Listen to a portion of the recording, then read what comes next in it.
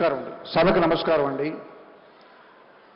ఒక మహోన్నత వ్యక్తి రామోజీరావు గారి సంస్కరణ సభకి నన్ను ఆహ్వానించినటువంటి గౌరవనీయులు చంద్రబాబు నాయుడు గారు, పవన్ కళ్యాణ్ గారికి నా హృదయపూర్వక కృతజ్ఞతలు తెలుపుకుంటున్నాను.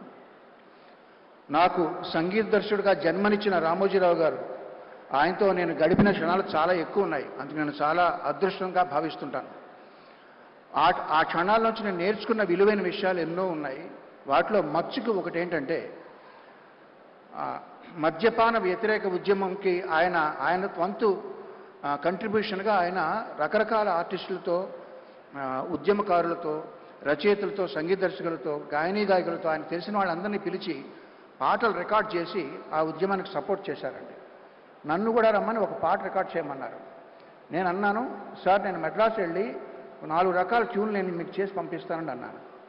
ఆయన కోసం చాలామంది బయట వెయిట్ చేస్తూ ఉండగా నాతో అన్న మాటలు ఏంటంటే, వద్దండి, ఒకే ఒక ట్యూన్ చేసి పంపండి, నేను మీకు దీనికి రెమ్యునరేషన్ ఇవ్వట్లేదు, నేను మిమ్మల్ని అభ్యర్థిస్తున్నాను, అభ్యర్థించేవాడికి ఆప్షన్స్ ఉండవు, అలా చేయకూడదు, ధర్మం కాదు అన్నారు. ఆ మొక్క ఆయన నాతో చెప్పడానికి 2 నిమిషాలు వెచ్చించాల్సిన పని లేదు, ఆయనకేమి లాభం లేదు. అంతటి మహోన్నత వ్యక్తి ఆయన. ఎన్నో విషయాలు నేను నేర్చుకున్నాను ఆయన దగ్గర నుంచి. ఆయన మీద బురద చల్లాలని ప్రయత్నిస్తే అది నడినెత్తి ఉన్న సూర్యుడి మీద రాయి విసరడం లాంటిది.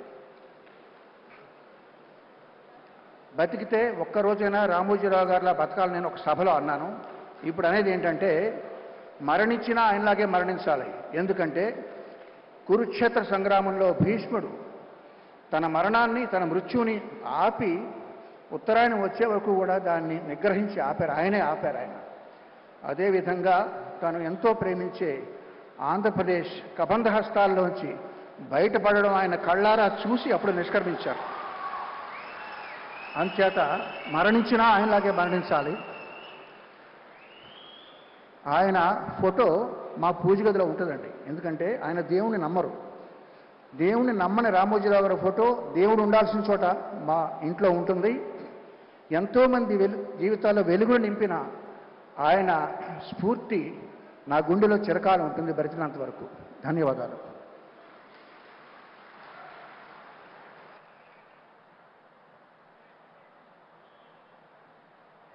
Thank you very much Keeravani గారు. ఇక అలాగే రూట్స్, మన పునాదుల్ని ఎప్పుడూ మర్చిపోకూడదు, ఎంత ఎత్తుకి ఎదిగినా అంటారు.